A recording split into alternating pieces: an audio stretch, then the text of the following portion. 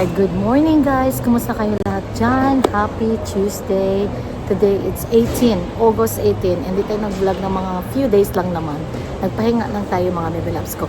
But anyway, kumusta kayo lahat dyan? Again, nandito na naman tayo sa coffee shop. Pasensya na. Dahil nga, ito naman talaga yung most like of the week na ganap ng Mami Julia before tayo work, no? So, nag-grab ng coffee, wait tayo. Nagbaon ako ng longganisa. Tagdadalawa namin ni Ana. Siya yung tagadala namin ng rice, guys. Rice is life talaga kasi hindi ko siya kayang skip throughout the day. Kailangan may rice ako once a day. Dahil yung work namin, guys, like, grabe, ang grabing galawan. Parang cardio. Parang nasa gym ka. Parang tagbo dito, tagbo dyan. Serve there, like, digital, service desk, technology, like, all around the world. Si Mami Juliet nyo, guys. Security, like, oh my god, like ticket, stock on fill, stock on hand, check LTO, like marami talaga, maraming ganap, no? But anyway, upo lang muna tayo dito habang meron pa naman tayong 15 minutes na magmuni-muni and magmuni-muni at mag-ima-imagine ng kung ano-ano. Char. So, bad news nga pala kahapon, maaga ako umuwi kasi nagkasakit yung anak ko, guys. Sumakit yung tiyan ni Katie. Tinawagan si Scott sa phone. So, sinundo niya yung anak namin. But I was still at work. So, nagpaalam ako ng maaga. Umuwi tayo ng mga 2:30 dahil nga kailangan ako ng anak ko, guys. So, today, may nilagnat siya kagabi. Today, she's a little bit better. Pero, let's see kung kailangan niya ako. I have to go home, no? Nandun naman si Daddy Scott, nag-off siya ngayon for our Bob. So, hopefully naman yung anak ko ay okay today. Kung hindi, kasi nag-off school siya. So, we have to let the school know na she will be able to make it to school today. Thank you. To school today, no? So, yung mga bibilas ko, itong cookie na to, natitip akong kainin, but hindi ako mahilig sa cookie na ganito, guys. I'm not a big fan of this cookie. Lagay ko muna dyan. Mas gusto ko yung mga tinatinapay ng mga bread roll, yung mga ensaymada, Spanish bread. Kumain tayo kahapon. Kaya na kumain ako ng yung parang ensaymada, pero hindi. Yung tawag kasi din. Parang siyang scroll.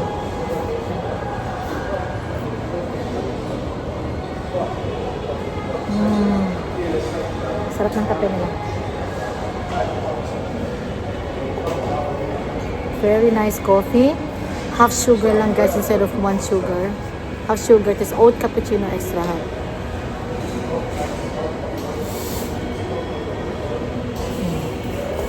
Dala ko yung phone. Ang gagawin ko sana ngayon, magsi-shoutout tayo. Pero hindi ko na dala yung camera, guys. But anyway, I will try my best to vlog later kasi magluluto tayo ng caldereta. Wala lang akong liver spread, no? Hindi ako nakabili ng liver spread. Pero ang gagawin ko na lang sa kanya ay tomato at saka yung mamasitas na margarita, na caldereta sauce powder. And then, gusto ko sana yung medyo mamantika na ma-dark yung sauce. Paano ko kaya siya pa-dark? Lagyan ko ng toyo. Konti. Alright guys, good luck sa atin today. Hopefully today it's a good day. See you later. One eternity later. Okay, good morning guys. Happy Wednesday. Kahapon, my God, ang nangyari kahapon guys, alam nyo ba? Pag-uwi ko, diretso sa kusina, hindi na ako nakapag-vlog. Sayang naman talaga kasi nagluto tayo ng caldereta at saka beef curry. So nagbaon ako ng beef curry, pero magbaon si Ana ng ulam namin at saka rice. Pero nagbaon na lang din ako ng beef curry kasi ang sarap. Nag-crave ako ng curry guys. Simula nung kumain kami doon sa Ari Thai Twist restaurant sa Marubra, ay na-addict tayo sa beef curry. Napaluto tayo ng disoras kagabi kasi ang laki ng beef. Boiled beef pang kaldereta siya guys. Binili namin sa Woolies. Ang sarap niya ikaldereta. So busog na busog si Mr. kagabi at saka si Bob kasi dahil nila nakain kaldereta. But hindi ko feel magkaldereta kagabi. So nag-set aside ako ng karne para nag-beef curry tayo. Anyway, we are at the park now. Kakapark lang natin. Yan, maybe kung makita nyo. kakapark lang natin. So, I'm gonna get off the car na kasi magmuni-muni na naman tayo sa coffee shop. Obviously, kailangan magkape bago mag-start ng work. Kasi kape is life. Gusto ko naman yung kape sa bahay. 3-in-1 naman yun, guys. I need to buy the...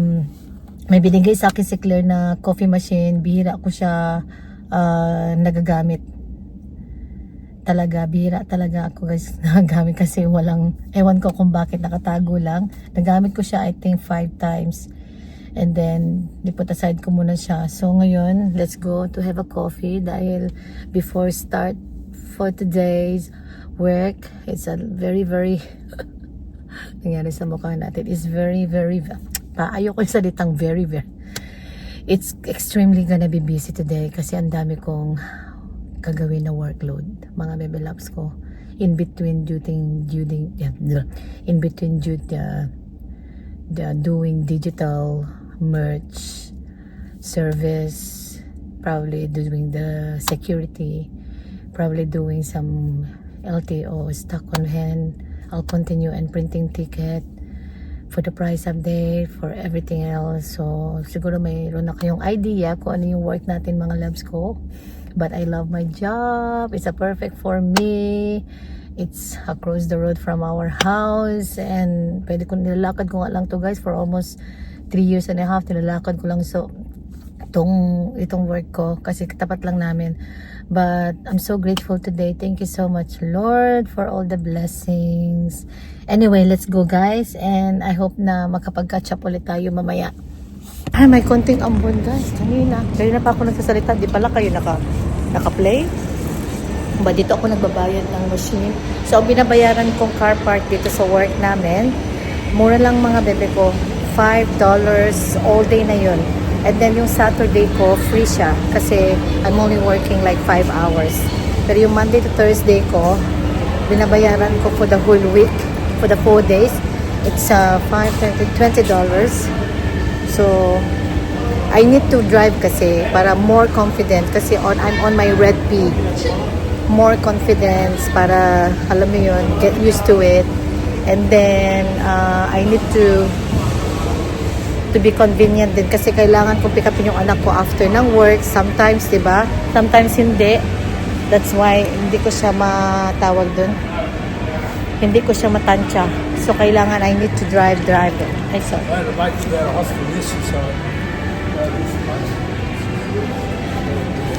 Dito tayo.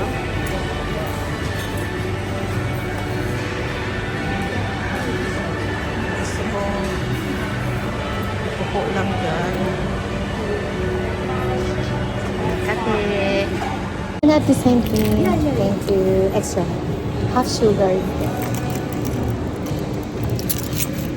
Yan guys, huwag kayo magsasawa ha. So, alam nyo na, sa work kasi hindi naman ako pwede mag-vlog dun. So, yeah, sa Monday, Thursday, wala talaga masyadong ganap sa bahay and work. As usual, and my coffee, oat cappuccino, extra hot, half of sugar. Ayan. Hinintay lang natin si Bebe Ana. Dito kasi yung aming meeting place sa cafe, Sweet Whale. Tapat lang to ng Connor and City Chic.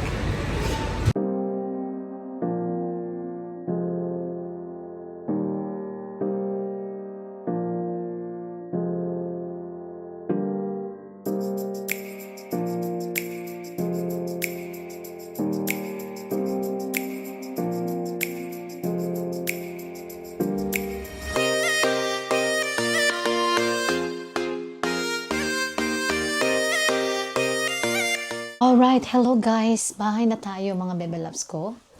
And then, it's been a long day. Hindi na ako nakapag-vlog kanina. Vlog tayo sa phone ko kanina. I-share ko sa inyo yung nabili ko sa para sa book week ni Bob, mga bebe ko, no? So, for her book week, I decided to buy teka lang. Ayan, decided to buy, mga bebe ko, the Harry Potter ang gusto niya. So, ang mahal, nakakaloka. Grabe. So, I've got this one, the Gryffindor child costume.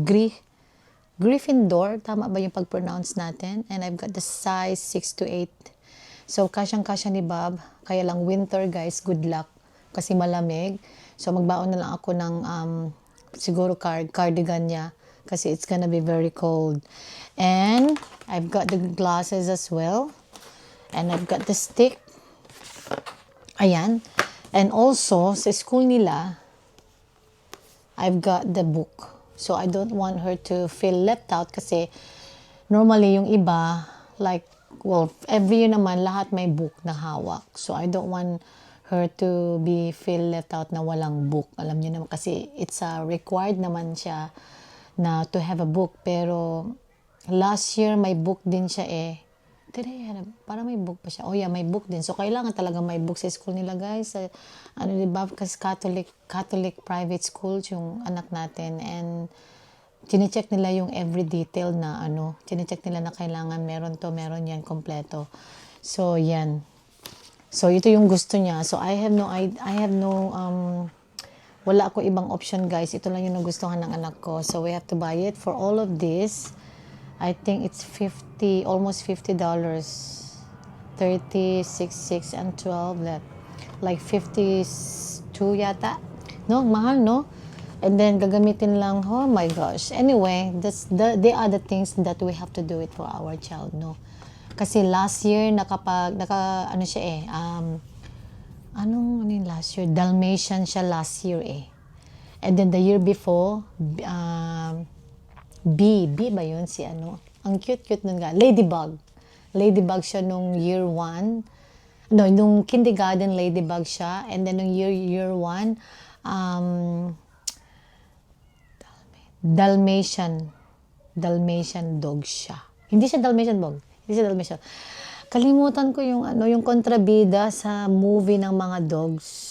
My God, guys. If I will find the photo, ilalagay ko dito. But anyway, yun lang, guys. And dumating na rin yung order ko for my knee pad. Ay, maliit. Ay, malaki. Malaki siya. For my knee and for my plantar fasciitis. Para sa aking knee. So, if it's soft siya, maganda to. Oh, it's not that soft. But anyway, we'll see.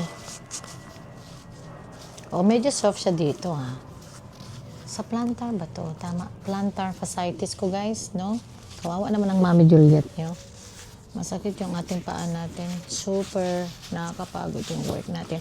But it's worth it naman, guys. Kasi rather than sitting down or do nothing. Alam mo yun, napaka-grateful pa rin tayo na we are working. Alam mo yun. Kasi kung na-follow nyo ako sa vlog ko, mga baby loves ko, nung nasa Korea pa kami.